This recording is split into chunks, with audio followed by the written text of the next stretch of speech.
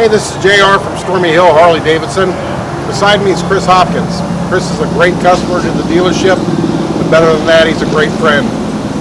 Chris bought the first Livewire that came in a couple weeks ago. We wanted him to put a few miles on it and then explain to you what he actually feels about the bike itself. A little bit of history of Chris. Chris is a speed demon. Chris has had a Slim S with the tire shredder kit. Chris has had a Street Glide tricked out with the Stage 4. He currently also owns a CVO Limited 2019 that we've done some toys to. So as you can tell, he's a performance enthusiast. Chris, what do you think about the Livewire? You know, when I first was watching this bike in pre-production since 2014, I think I was probably one of the biggest traditionalists that said there's no way I'll ever get on this electric motorcycle. And JR went to his seminar in Milwaukee and came back, and both him and Jamie just raved about this motorcycle, and I just discounted it. I didn't really give it a second thought. And I just happened to come in on a Saturday to pick up my CVO from service, and the Livewire was here. So while the Livewire was here, I just took the opportunity to get on it and ride it, and I was absolutely blown away. I've never had this type of seating posture where your feet are either on mid controls or rear controls, and I was surprised by how comfortable the motorcycle was. And withstanding the fact that you have 100% of the torque and 100% of the horsepower 100% of the time. So if this thing's in sport mode, you don't have both hands on the handlebars, you're in trouble. So this is a little rocket ship. I bought this bike as a commuter to go back and forth to work, and I go back and forth 42 miles each way, city highway riding, and I get home and I still have about 30 to 33 miles left on my charge. So for all you traditionalists, I say pull your limiteds up on the highway. I'll meet you out there and I'll give you a quarter-mile head start, because I also have a limited. And again, as a speed demon, this thing is incredible.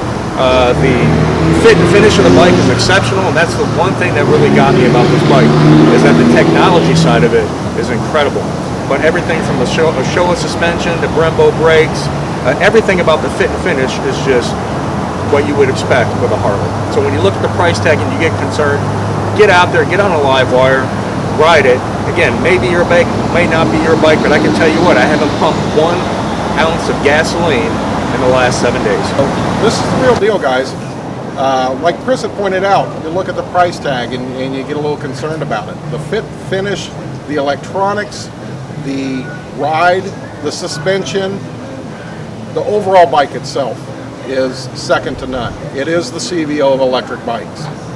Chris, tell me, what, I know you like the speed, obviously we've talked about that.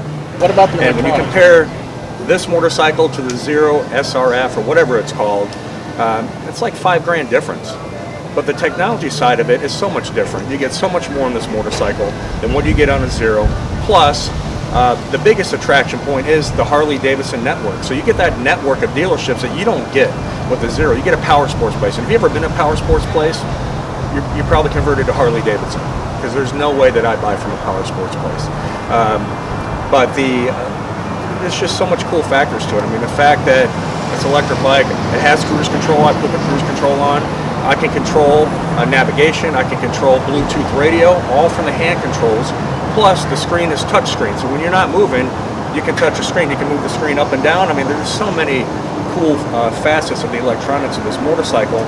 And the RDRS is incredible, and I've had to use that a couple times in corners and straightaways and braking. I mean, that combined technology, if you're not a believer, get on a bike that has it, because it really makes a difference. Now, nice thing with the Livewire that works in everybody's favor is it has 7 different modes, 4 preset from Harley-Davidson, and 3 custom modes that you can do yourself depending upon your riding and your ability, basically. All right, so the question is, the bottom line, would I recommend this motorcycle? 100% yes, 100% I would. I bought this bike as a commuter bike. It made sense economically, but things can make sense on paper, and you get out on a highway and it doesn't make any sense at all. And it's been the opposite for me on this motorcycle. I mean, I've been on, when I first bought my Slim, I ride 40 miles, I feel like somebody slammed me in the back with a sledgehammer. This motorcycle, I ride 40, 50 miles at a time, and I get off of it and I'm fine. I don't have muscle fatigue, I'm not getting any cramps. So 100% yes, I'd recommend the motorcycle. I don't know what else to say about it. I mean, you got to get on one and ride it.